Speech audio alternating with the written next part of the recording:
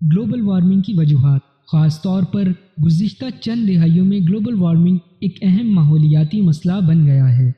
अगरचे global warming की बहुत सी वजूहात हैं और इंटरनेट पर किताबों या मज़ामीन की कोई कमी नहीं है, लेकिन अभी भी आम आदमी ग्लोबल वार्मिंग की बुनियादी वजूहात से नावाकिफ़ दिखाई देता है।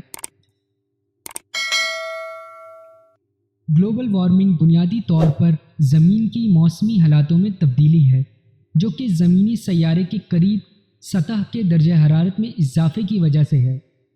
इस सैयारे के माज़रे वजूद में आने के बाद से लेकर अब तक बिलावास्ता या बिलावास्ता तौर पर औसत आलमी दर्जा हरारत में इजाफे के पीछे बहुत से अवामिल रहे हैं। गुज़िश्ता चंद दहाइयों में जिस शरह से दर्जा हरारत बढ़ रहा है वो ख़तरनाक है। ग्लोबल वार्मिंग की कई वजूहात में से ज़्यादातर वही हैं जो कि इंसान की पैदा करदा हैं। जैसे कि हम देखते हैं कि बिजली की पैदावार को पूरा करने के लिए हम तेल या गैस जलाते हैं और तेल का इस्तेमाल कारों और बसों में भी होता है, तो नतीजतन एक गैस कार्बन डाइऑक्साइड फ़िज़ा में जाती है। ये गैस सूरज की उन किरणों को वापस खला में जाने से रोकती है जो कि ज़मीन से टकरा कर या पानी से मुनक्किस होकर वापस खला में जाती है, जिसकी वजह से ग्लोबल वार्मिंग या ज़मीनी तपिश में इजाफा हो रहा है।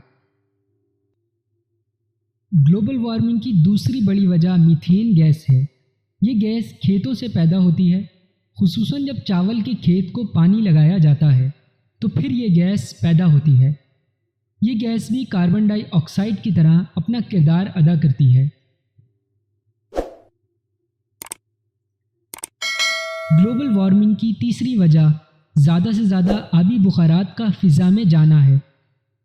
ज़मीन का दर्जा हरारत बढ़ने की वजह से समंदरों, दरियाओं और ग्लेशियर का पानी फ़ज़ा में आबी बुखारात की शक्ल में उड़ जाता है और इस तरह नाकाबिले इस्तेमाल किरणें खला में नहीं जा सकती और ज़मीन का दर्जा हरारत बढ़ता रहता है। आजकल ज़मीन पर दर्जा हरारत बढ़ने की सबसे बड़ी वजह यही है। ग्लोबल वार्मिंग की चौथी और आखिरी वजह दरख्तों का काटना है। ज़्यादा से ज़्यादा दरख्त काटने से फ़िज़ा में मौजूद ऑक्सीजन की मिकदार कम और कार्बन डाइऑक्साइड की मिकदार ज़्यादा होती है। क्योंकि दरख्त कार्बन डाइऑक्साइड को अपनी खुराक बनाने के लिए इस्तेमाल करते हैं, अगर दरख्त काट दिए जाएं तो फ़िज़ा में कार्बन डाइऑक्साइड ज़्यादा हो जाती है और ग्लोबल वार्मिंग या ज़मीनी तपिश में इजाफे का सबब बनती है। तो दोस्तों, उम्मीद करता हूँ कि आपको मेरी ये आज की मालूमाती वीडियो पसंद आई होगी।